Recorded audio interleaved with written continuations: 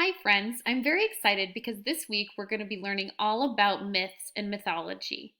I really love this unit and I'm bummed that I don't get to be in the classroom with you to learn about myths, but I'm really excited about some of the online activities that we have that will help us learn about this fun topic.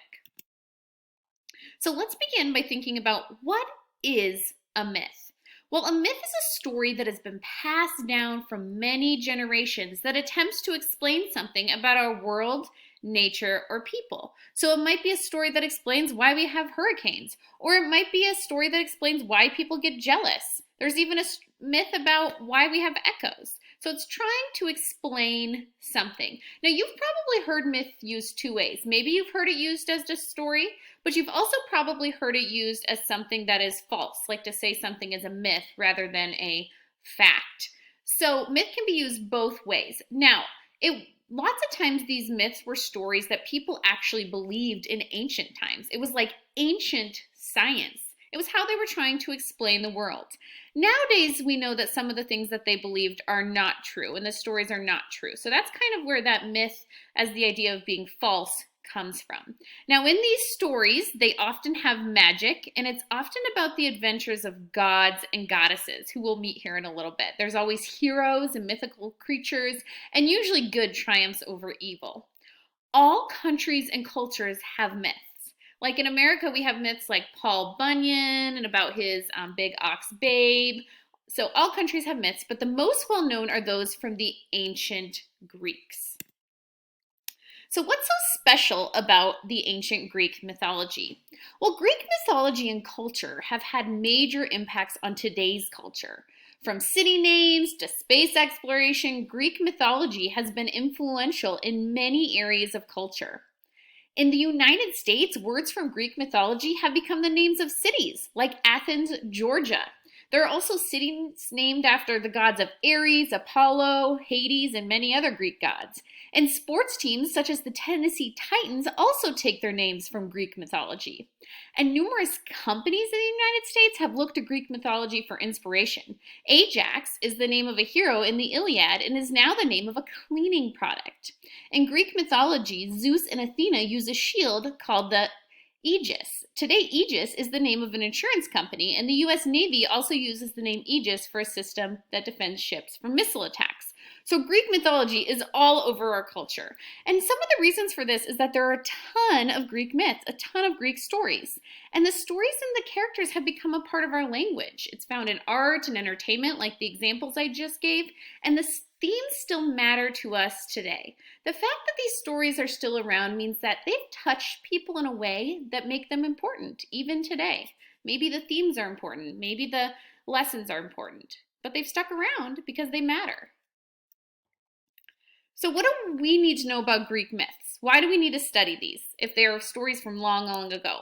Well, they help us compare cultures that are different than our own. We know that we are a worldwide society and we want to know about places that are different from our own communities.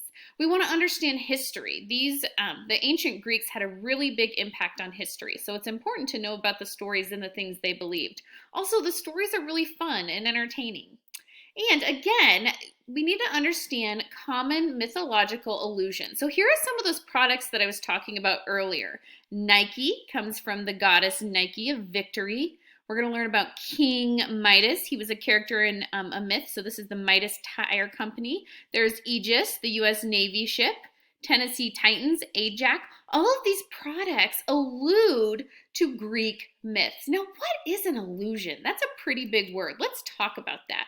An allusion is a type of figurative language, like a simile or metaphor, that makes a reference to a person, place, or event. But it doesn't exactly explain itself, right? Like, so if someone says to you, don't act like a Scrooge. Well, that doesn't really tell us a lot. You would need to know that Scrooge is a mean, greedy character from A Christmas Carol to know that someone is saying that something not very nice about you. They alluded to A Christmas Carol, a book called The Christmas Carol. You might have heard she was a good Samaritan when she helped the elderly woman. That's an allusion to the Bible. The Good Samaritan is a story from the Bible. So you would need to know that in order to understand what someone meant when they explained something as a good Samaritan. They alluded to it. He studies all the time and is a regular Einstein. They are alluding to Einstein. He's a historical figure who is known for being really, really smart. So they're giving you a compliment. They're saying, you're like Einstein. They're alluding to Einstein. Chocolate is my Achilles heel. This is an allusion to a Greek myth. We're going to learn all about what an Achilles heel is, but we're going to find out that it's a weakness. You wouldn't know what they're talking about unless you knew about Greek myths, right? You need to know the story of the Achilles heel to know that someone is saying that they cannot help themselves when chocolate is around. They have to have it. So our goals for this unit is that you can identify the themes of common Greek myths and that you can identify the meaning of common mythological allusions. When someone says, my Achilles heel, I want you to be able to know that that means weakness. Or if someone is given a Herculean effort, they're giving their best effort. They're working really hard. Cupid, who we often think of on Valentine's Day, was a god and he was associated with love. A nemesis, right? That is the person that you can't stand in the world, the person your biggest enemy. That's your nemesis. And that came from Greek mythology. Maybe you've heard of Pandora's box. We'll find out what that alludes to. If you have the Midas touch, you're very good at making money. A Trojan horse. Got to watch out for those sneaky guys. And what a Titan is. So those are all mythological allusions that I would like you to be familiar with. So let's meet the crew. In the Greek myths, there are a bunch of characters who come up again and again. And like I said, the ancient Greeks actually believed in these things. Right now we think of them as just stories, but these are some of the characters from the stories. The head guy was Zeus. He was the king, right? He lived on top of Mount Olympus, and he was married to Hera. She was a goddess. Poseidon, he's the god of the sea. He's Zeus's brother. We've probably heard of Hercules, that's Zeus's son. He's half god, half man. Apollo, he's the god of light and the sun. Atlas, he holds up the world. There's a story about Atlas, which, yes, that is an allusion to the book Atlas that is filled with lots of maps. Hades is the god of the underworld.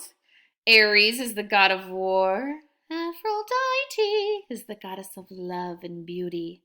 Athena is the goddess of war. Medusa, we're going to learn all about her. She had hair made of snakes. Sometimes my hair looks a little Medusa-y, and she could turn people to stone just by having them look at her.